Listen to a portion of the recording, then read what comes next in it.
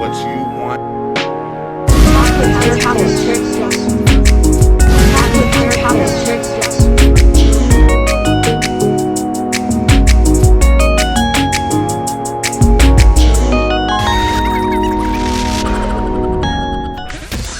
What's going on, you guys? Welcome to an all-new episode of Talk with Turk. We're going to be discussing RuPaul's Drag Race Season 14 Queens. As you can see here, I have a few pictures of them that's going to be sliding across the screen today to get a little bit more of a closer look to Season 14 Queens. They're going to bring the heat this year, and I can feel it's going to be a great season. Before we dive in today, let's go ahead and get you guys to like, comment, subscribe, and hit those notification bells at the top so that you'll be the first to receive any video that I am doing and be the first to receive any new content. So we're going to go ahead and dive right in and meet the queens. The first queen is none other than Alyssa Hunter.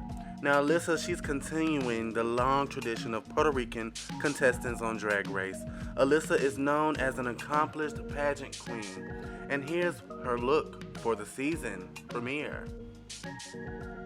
And next we have Angeria Paris Van Michaels. This classic Southern pageant queen hails from Atlanta. She says you're going to see big drag, you're going to see some good drag, you're going to get the antics. She's going to yell, she's going to roll on the floor, she teases, she might take her wig off. In other words, she's a modern classic, one who outsparkled Drag Race icon and her close friend Silky Nutmeg Ganache for a past pageant title.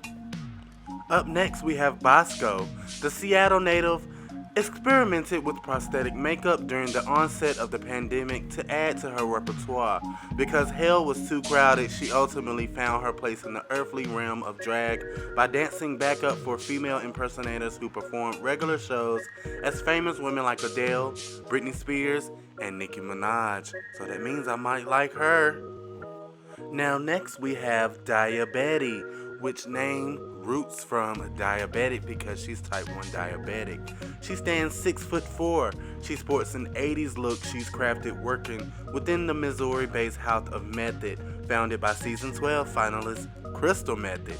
Now she says drag is about catharsis, the release of emotion, and constructing something around that. She says making it clear that her body is merely a conduit between her deepest thoughts and the audience glued to her every step. Her shows are fun, hypersexual, and sometimes she say they might make you cry. Up next is Deja Sky. This Fresno, California native has a vividly colorful drag aesthetic and boasts killer lip sync skills, according to a release. I'm colorful and curvaceous. I love to push the boundary of shapes. I'm a bigger girl, but I love to show off my body in curves. I'm not afraid of my tummy, says Deja, a lively hostess who thrives on body positivity and lapping up her foes with the whip-smart tongue of the mic. Now up next is Jasmine Kennedy. This New York City queen is known for her dancing skills and upbeat personality. Backflipping bimbo is as straightforward of a self-summary as they come, says Jasmine. But Jasmine Kennedy will absolutely explain hers to you anyway. I'm dumb, as she jokes, but I also do flips, tricks, and splits for you all day. Now, I'm excited to see Jasmine because it sounds like she's going to be a performer. Take a look at her promo look. Up next we have Gorgeous Georges. This Latina queen began doing drag at 16 and also touts herself as a dancing diva on Instagram.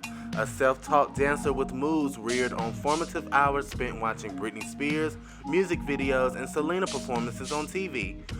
Georges graduated from being 11 in the living room trying to do a death drop to the DIY dancing diva of season 14, who often performs lengthy mixes to Spanish language music, from Thalia to Lady Gaga's Americano, in high-energy shows.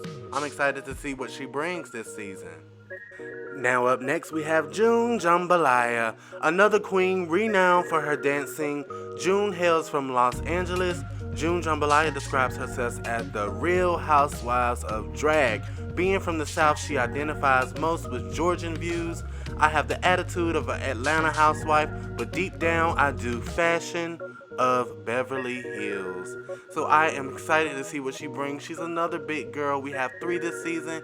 I hope they bring it. Make sure y'all take the crown home this year. Now up next we have Carrie Colby, one of 2 trans women on the season. Carrie is a Los Angeles queen who is a member of the legendary House of Colby. Now Carrie sees herself as an otherworldly alien goddess from the 7th dimension, charming her way to Earth.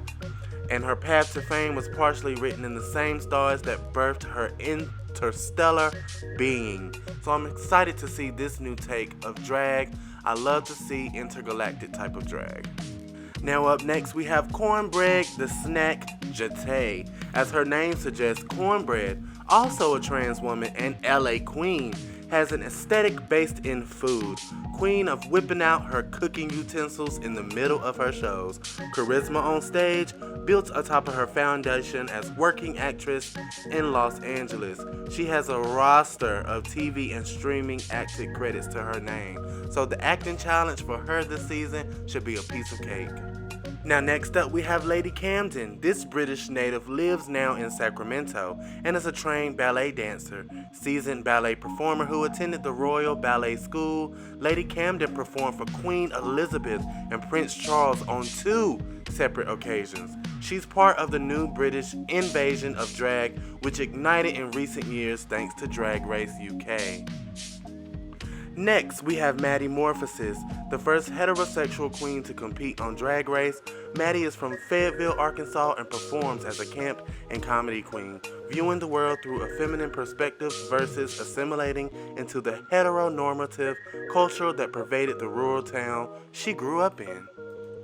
Now up next we have Orion Story. Orion is the first queen to represent Michigan on Drag Race, with an aesthetic described in a release of smoldering Lana Del Rey energy. Miss Michigan Drag Queen of the Year title holder cites her mother's influence. The way I think about it is they come for the looks and stay for the jokes, as Orion states. Up next, we have Willow Peel, the drag sister of season 11 winner Evie Oddly. She shares her outre approach to drag. Willow Peel is an angelic whore, and she's not changing for anyone. Unless it's the day she feels like being demonic fairy, persevered through chronic illness since childhood, having been diagnosed with cyanosis, a kidney disease that causes problems with her eyes, throats, and muscles, and even resulted in a kidney transplant when she was 14. She uses that energy for her drag and transforms. These are your season 14 queens. Now this season is said to be a very sweet and a Candyland type of theme for this season. Now one old participant, Denali, retweets and said, "No, this promo and reveal is sickening. Welcome to the fam, sisters. RuPaul's Drag Race season 14. So you guys, I'm excited for this season. I know you guys are excited for this new season as it is going to debut on January on VH1 on the 7th at 8 p.m. Once again, thank you guys for tuning in to Talk with Turk of a review of RuPaul's Drag Race Meet the Queens of season 14. I hope you guys go ahead and like, comment, and subscribe and hit those notifications bar at the top so that you'll get all the new content when I upload it to YouTube. Thank you guys, and I hope to see you soon.